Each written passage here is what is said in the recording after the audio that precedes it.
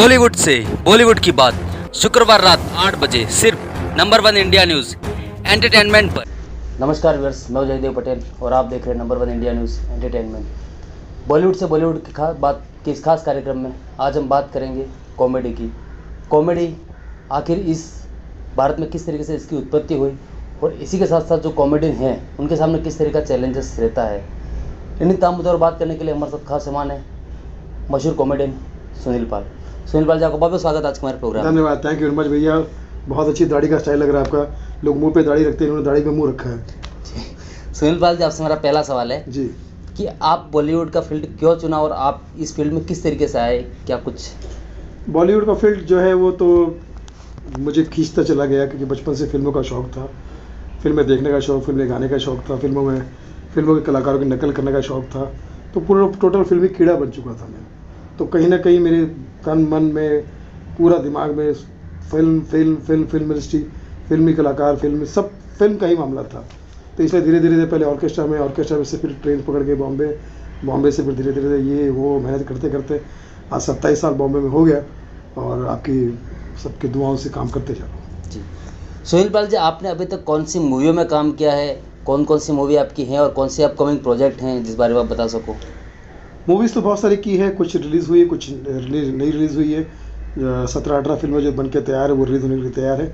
लेकिन जो रिलीज़ हुई उसमें से बॉम्बे टू गोवा है, उसमें अपना सपना मनी है, क्रेज़ी 4 है, फुल एंड फाइनल है। हमारी प्रोडक्शन की 4 फिल्में हैं, भावनाओं को समझो, money back guarantee, Bigg Boss, lockdown to unlock.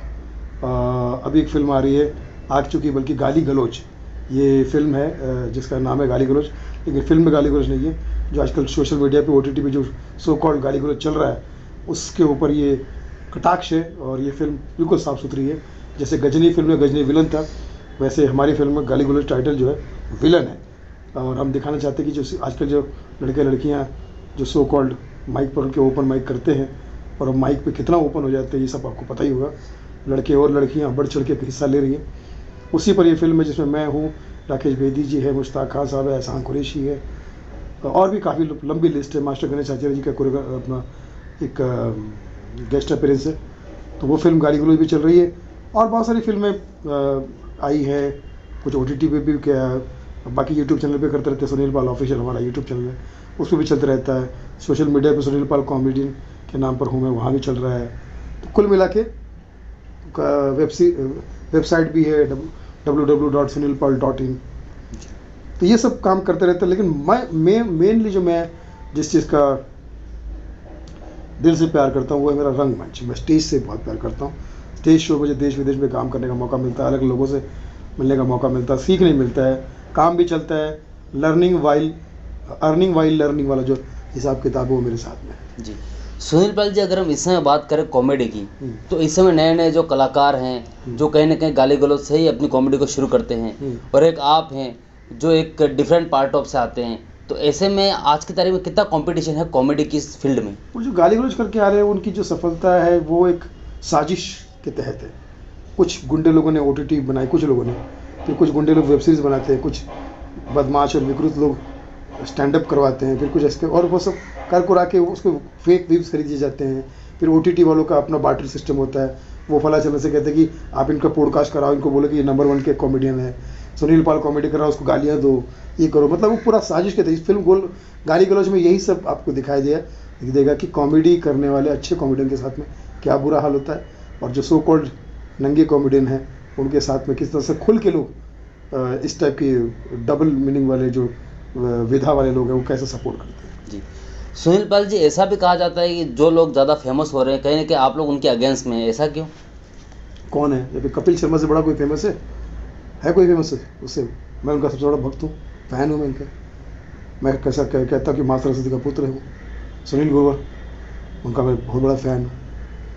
इनसे बड़ा तो कोई सक्सेस नहीं है, ये तो मेरे जूनियर है। मैं सुनील पाल जी आज की जनरेशन की बात कर रहा हूँ, तो आज की जिसमें एलविश यादव की बात हो जाती है या फिर उर्फी जावेद की बात होती है, जिसको अगर आपने कहीं कटाक्ष भी किया है, वीडियो भी जारी किया था। मुझे बताइए, आप उनके फ़ैन हैं? आप हैं फ़ैन उनके? नहीं, हम किसी के फ़ैन नहीं। फिर आप क्यों नहीं फ़ैन?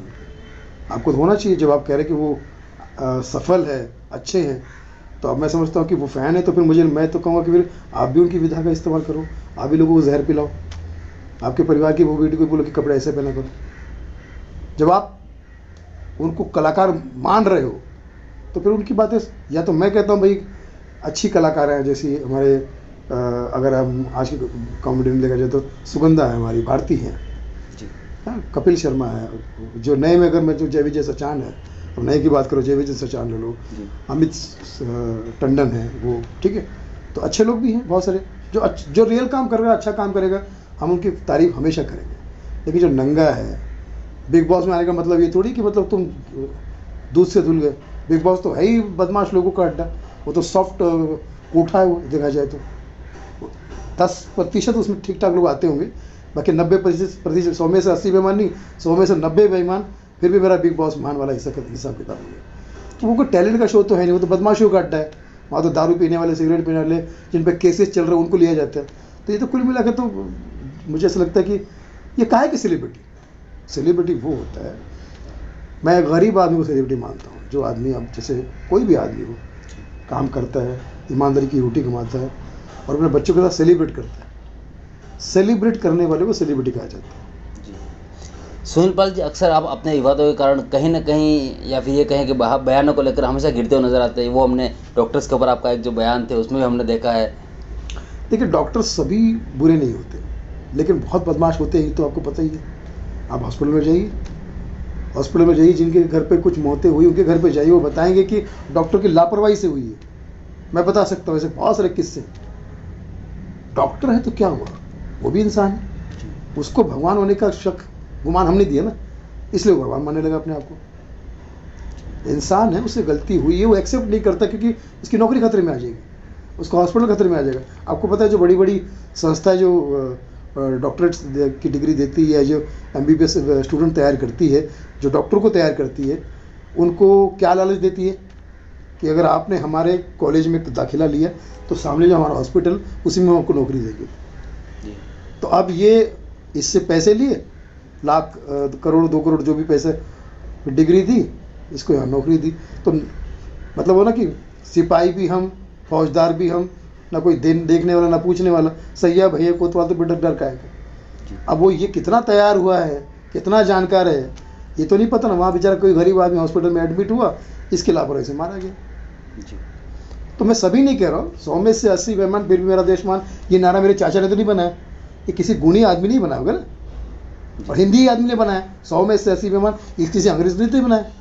तो ये आप मान के चलिए, आपका जो मीडिया है वो भी बिक चुका है पूरा। 80% भ्रष्टाचार यहाँ पर भी है।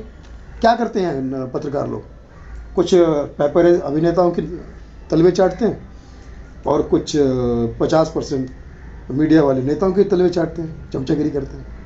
इसके से आप टीवी पे आप दूसरा न्यूज़ बताइए ना मुझे, आप कोई भी चैनल खोल के देखिए, नेता ने ये किया, नेता ने वो किया, नेता ने कपड़ा पहना, नेता ने नाड़ा खोला, नेता ने ये किया, नेता ने वो किया।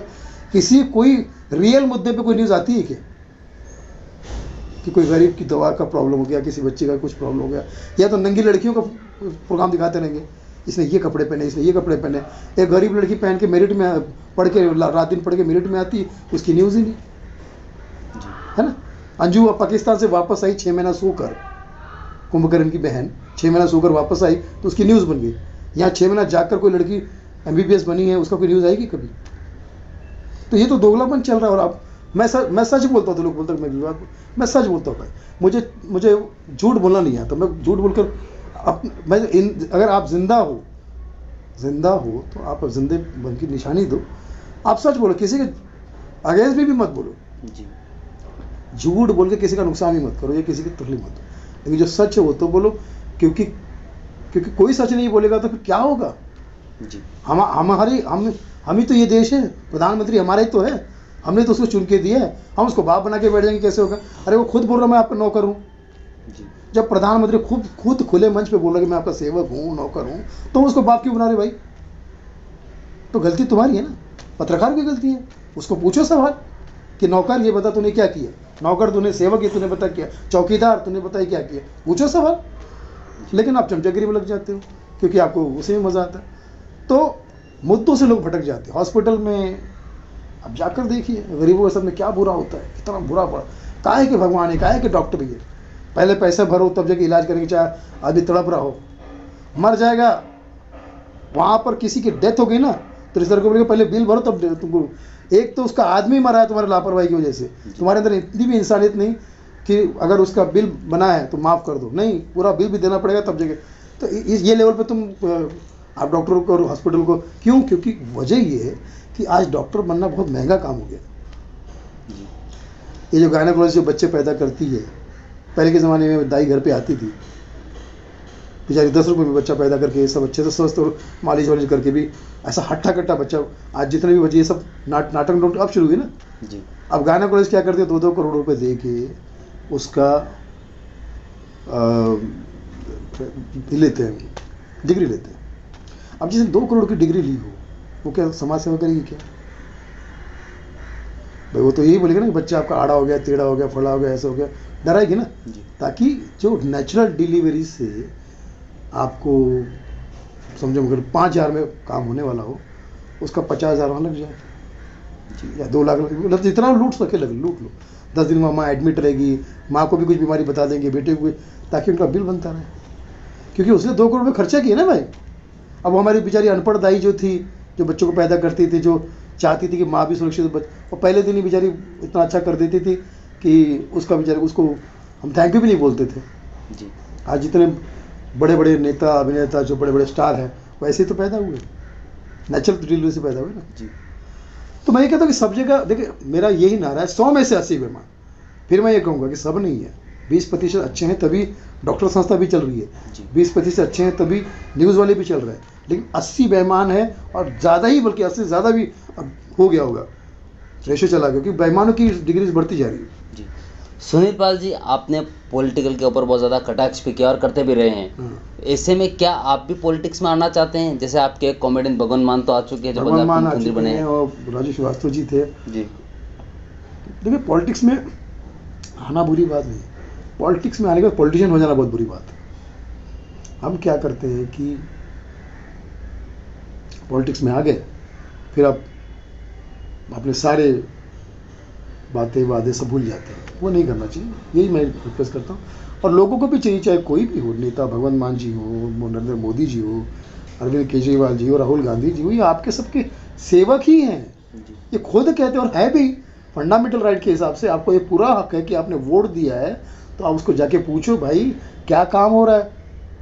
लेकिन आप लग जाते हो चमचागिरी, पब्लिक भी 90% 80% पब्लिक चमचागिरी में लगी रहती है। हमारे जात का नेता फला, तो उससे सवाल मत करो, तुम साले आतंकवादी हो, तुम्हारे नेता से सवाल कर रहे हो।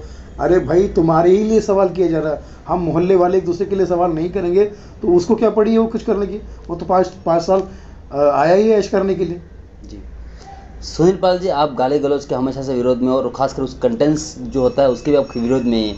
उसके ऊपर जो मूवी बनाई है उसमें आप अपने अंदाज में मान लो कुछ कहना चाहो। ये फिल्म जो है उसका टाइटल सॉन्ग ही ऐसा है, सोच को तेरी पड़ गई मोच, लाश शर्म ना है संकोच। अरे सोच को तेरी पड़ गई मोच, लाश शर्म ना है संकोच। ओपन माई के नाम पर मत कर पगले गाली गलोज, गाली गलोज, मत कर पगले गाली गलोज।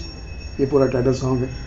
तो इस फिल्म में हमने दिखाया है कि एक स्टैंड अप कॉमेडियन है जो अच्छे से स्टैंड अप कॉमेडी कर रहा है, जिसका ये मानना है कि जनता के सामने दिल, दिमाग, आंखें, आवाज़, नेचर, नीयत और कंटेंट हमेशा साफ़ सुथरा होना चाहिए, क्योंकि जनता जो है वो रियल हस्ती है, उनकी वजह से हमारी हस्ती है। वो हंसते हैं तो हमारे घर बसते हैं, वरना हम कॉमेडियन बहुत सस्ते हैं।